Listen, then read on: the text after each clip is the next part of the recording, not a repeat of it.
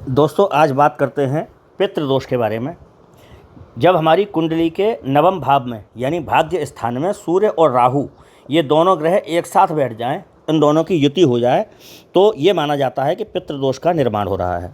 शास्त्र के अनुसार सूर्य तथा राहु जिस भाव में भी बैठ जाते हैं उस भाव के सभी फलों को नष्ट कर देते हैं। व्यक्ति की कुंडली में ऐसा एक दोष है ये जो इन सब दुखों को एक साथ देने की क्षमता रखता है। इसको बोलते हैं पितृदोष। ठीक है, तो इस दोष से सारी चीज़ें अव्यवस्थित हो जाती हैं, सारा हिसाब बिगड़ जाता है। अब पितृदोष के लक्षण बताता हूँ आपको। बहुत मेहनत के बावजूद व्यापार का ना चलना, घर में आय की अपेक्षा खर्च बहुत अधिक हो जाना, अपने आप पर विश्वास ना होना, कोई निर्णय लेने की क्षमता ना रख पाना और लोगों के विचार आपस में, घर के जो लोग हैं आपस में उनके विचार नहीं मिल पाते, झगड़े रहते हैं। विवाह का समय से ना हो पाना और विवाह हो जाता है तो वैवाहिक जीवन में दिक्कत आती है। अच्छी आय होने पे भी घर में बरकत नहीं आती और धन एकत्र नहीं हो पाता घर में।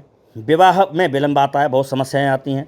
बहुत मेहनत के बावजूद व्यापार नहीं चलता, बात बात पर क्रोध आता है। संतान के विवाह में काफ़ी परेशानियां और विलंब होता है तथा मांगलिक कार्यों में काफ़ी दिक्कतें उठानी पड़ती हैं। अधिक परिश्रम के बाद भी थोड़ा बहुत फल मिल पाता है। बने बनाए काम को बिगड़ने में देर नहीं लगती। अब बताता हूँ कि पितृ होते कौन हैं। शास्त्रों में कहा गया है कि मरने के बाद भी जीवात्मा का अस्तित्व समाप्त नहीं होता, बल्कि वो किसी न किसी रूप में बना रहता है। जैसे मनुष्य कपड़ों को समय समय पर बदलते रहते हैं, उसी तरह जीव को अपने शरीर भी बदलने पड़ते हैं। जिस प्रकार तमाम जीवन भर एक ही कपड़ा नहीं पहना जा सकता, उसी प्रकार आत्मा अनंत समय तक एक ही शरीर में नहीं ठहरती है, शरीर बदलती रहती है। पितृदोष क्यों लगता है? परिवार में किसी की अकाल मृत्यु होने से, अपने माता पिता आदि सम्मानीय जनों का अपमान करने से, मरने के बाद माता पिता का उचित ढंग से क्रियाकर्म और श्राद्ध न करने से, उनके निर्मित वार्षिक श्राद्ध न करने से पितरों का दोष लग जाता है। इसके फलस्वरूप परिवार में अशांति, वंश वृद्धि में रुकावट, आकस्मिक बीमारी, संकट, धन में बरकत ना होना, सारी सुख सुविधाएं होते हुए भी मन असंतुष्ट रहना, ये सब पितृदोष के लक्षण हैं। अब पितृदोष से मुक्ति के उपाय बताता हूँ आपको। ज्योतिष शास्त्र में पितृदोष से मुक्ति के लिए कई उपाय बताए गए हैं। इनमें सबसे आसान उपाय पंचग्रास उपाय है। पंचग्रास उपाय बता रहा हूँ आपको। विधि उसकी, पितरों के निमित्त भोजन बनाकर उसके 5 भाग कर लें और प्रत्येक भाग में जौ और तिल मिलाएं। अब प्रथम भाग गाय को खिला दें, दूसरा भाग कौवे को दे दें, तीसरा भाग बिल्ली को दे दें, चौथा भाग कुत्ते को खिलाएं और 5वां हिस्सा सुनसान स्थान पर रख करके आ जाएं और लौटते समय पीछे मुड़ करके ना देखें। ये उस जीवात्मा के लिए है। पितृदोष कुंडली में कब बनता है? ज्योतिष में पितृदोष का बहुत महत्व माना जाता है। प्राचीन ज्योतिष ग्रंथों में पितृदोष सबसे बड़ा दोष माना गया है। पितृदोष कुंडली में तब बनता है जब नवम भाव में राहु, केतु, शनि अथवा मंगल अपनी नीच राशि में बैठे हों, नवमेश के साथ इन ग्रहों की युति बन रही हो। इससे पीड़ित व्यक्ति का जीवन अत्यंत कष्टमय हो जाता है। जिस जातक की कुंडली में ये दोष होता है उसे धन अभाव से लेकर मानसिक क्लेश तथा अनेक प्रकार की दिक्कतों का सामना जीवन में करना पड़ता है। अगर आपकी कुंडली में पितृदोष है तो आपके जीवन में अशांति बनी रहेगी, नहीं तो इसका उपाय आपको करना चाहिए। पितृपक्ष के 15 दिनों में जो व्यक्ति अपने पितरों को श्रद्धापूर्वक अन्न जल भेंट करते हैं और उनके नाम से ब्राह्मणों को भोजन कराते हैं, वे पितरों के आशीर्वाद से पितृदोष से मुक्त हो जाते हैं।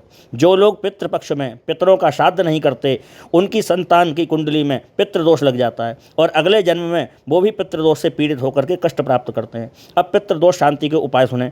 पितृदोष शांति के सरल उपाय निम्नलिखित हैं। घर में गीता का पाठ करवाते रहना चाहिए। प्रत्येक अमावस्या को ब्राह्मणों को भोजन अवश्य करवाएं। शाम के समय एक बार पूरे घर की लाइट जरूर जलाएं। सुबह शाम सामूहिक सब परिवार के लोग इकट्ठे होकर के घर में आरती करें सुबह शाम प्रतिदिन। महीने में 1 या 2 बार उपवास करें। घर में हमेशा चंदन और कपूर की खुशबू का प्रयोग करें। अब बताता हूँ दोस्तों आपको देवदोष के बारे में। ज्योतिष के अनुसार देवदोष पिछले पूर्वजों बुजुर्गों से चला आ रहा है, जिसका संबंध देवताओं से होता है। गुरु और पुरोहित तथा ब्राह्मण विद्वान पुरुषों को इनके पिछले पूर्वज मानते चले आ रहे हैं। उन्होंने उनको मानना छोड़ दिया अथवा वो पीपल जिस घर पे जहाँ वो पीपल पे निवास करते हैं, जो हमारे पूर्वज हैं, उसको काट दिया तो उसमें देवदोष पैदा हो जाता है। इसका असर औलाद तथा कारोबार पर विपरीत होता है। इसका संबंध बृहस्पति तथा सूर्य से होता है। बृहस्पति नीच, सूर्य भी नीच राशि में हो, बृहस्पति भी नीच राशि में हो, ऐसे ग्रहों में हो तो ये दोष उत्पन्न हो जाता है। देवदोष से मुक्ति के उपाय बताता हूँ। देवदोष से मुक्ति का उपाय यही है कि फिर से कुल देवी देवता और कुल धर्म का पालन करना प्रारंभ कर दिया जाए और उत्तरमुखी मकान में रहें। कहीं पर भी एक पीपल का वृक्ष लगाकर उसकी सेवा जरूर करें, कहीं पार्क में या कहीं भी एक पीपल का वृक्ष अवश्य लगाएं अपने जीवन में और उसकी सेवा करें, देखरेख करें। इसके अलावा घर में कभी कभी गीता का पाठ आयोजन करते रहना चाहिए। तो इन उपायों को यदि आप करेंगे तो पितृदोष से आप मुक्त हो जाएंगे। कलयुग में पितृदोष बहुत खतरनाक चीज़ है और अमावस्या पे पीपल के पेड़ पे दूध तो अवश्य ही चढ़ाएं। हर अमावस्या को ये नियम बना लें, पीपल पे दूध चढ़ाएं। इससे तात्कालिक रूप से पितृदोष में थोड़ी सी शांति मिलेगी। हर हर महादेव।